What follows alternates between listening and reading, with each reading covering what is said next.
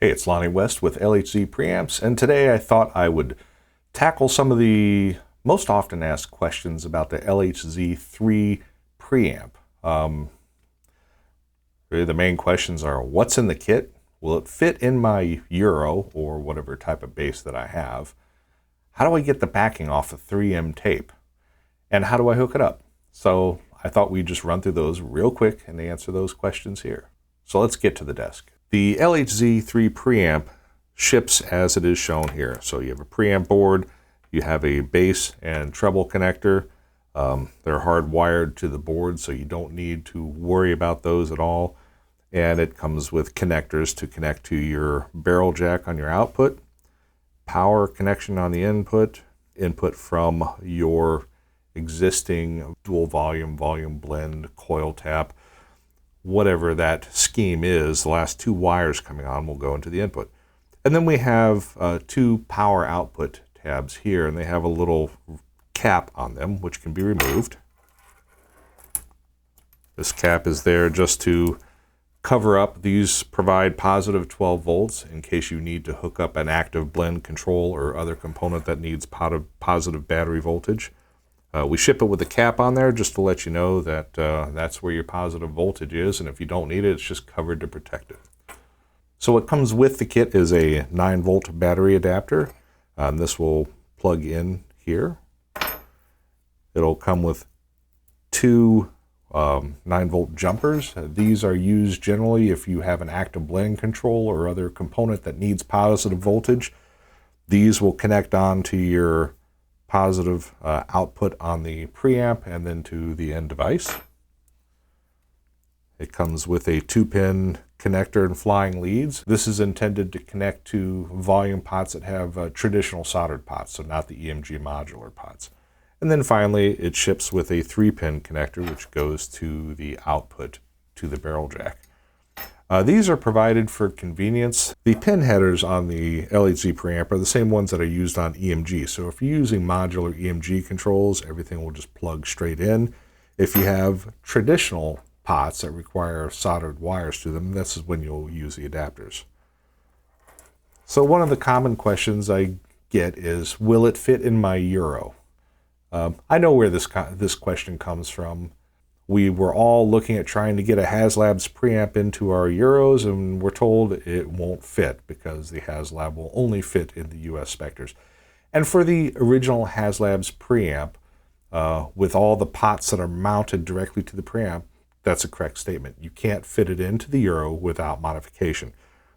This preamp was specifically designed to fit into the Euro. This is a very small profile unit. It'll fit on a little shelf inside of your Euro cavity where the tone pump would traditionally sit. This is running in hundreds of models of Spector and other basses as well. We haven't really found anything that it doesn't fit into. So how do we handle hookups? When it's mounted inside your bass, it's really very simple. Your power connector will go to the battery connector. And again, black is negative, so negative to negative. That's your power connector. You plug in your battery. Your input, if you're using EMG modular connectors, you'll just plug the connector straight in here or use the flying lead. Either way, the black will go to the ground, the white will go to the input. That's your input connection. If you're using something like a active balance control or other device that needs positive battery voltage, we have two jumpers here under the power. You can just push on a connector there and get positive battery voltage for whatever needs it inside your circuit. And then the final connection is to the barrel jack. This is what the 3-pin connector is for. The white always goes to the tip. That's all you got to remember is white goes to tip. That goes on that. So connections are super easy. A lot of us tend to experiment with our configurations and change out controls, so it's nice not having to desolder things to do this. So the odd question that I get is, how do I get this film off the tape? We ship with a 3M VHB tape, and this is very high bond tape, so it's intended to be permanent. This is the stuff they use on motorcycles and auto things to keep body panels in place. So when it's just taped on there, it's taped on pretty good. You can take it off, but it's a struggle. Trying to peel back this red liner can be difficult.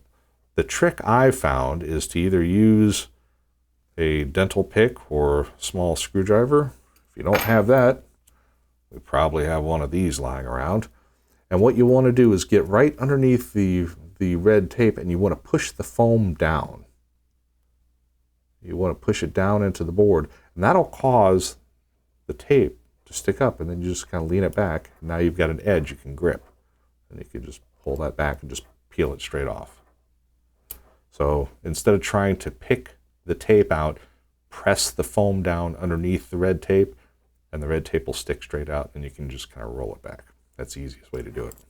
That's it. The LHZ preamp is assembled here. Everyone is assembled and tested, packed, and shipped right here by me. I'm also the same guy answering all your emails and questions that you have. I try to give every client the same level of attention. So if you have any question, no matter how dumb you think the question may be, just drop me an email. I'm happy to help people out. One of the things I love about this project is really helping folks on their journey to find their tone, and that's been very rewarding for me. The LHZ preamp is available from lhzpreamps.com. We also link out to the other stores and sites where you can buy these as well. So with that, have a great week. I'll talk to you next time.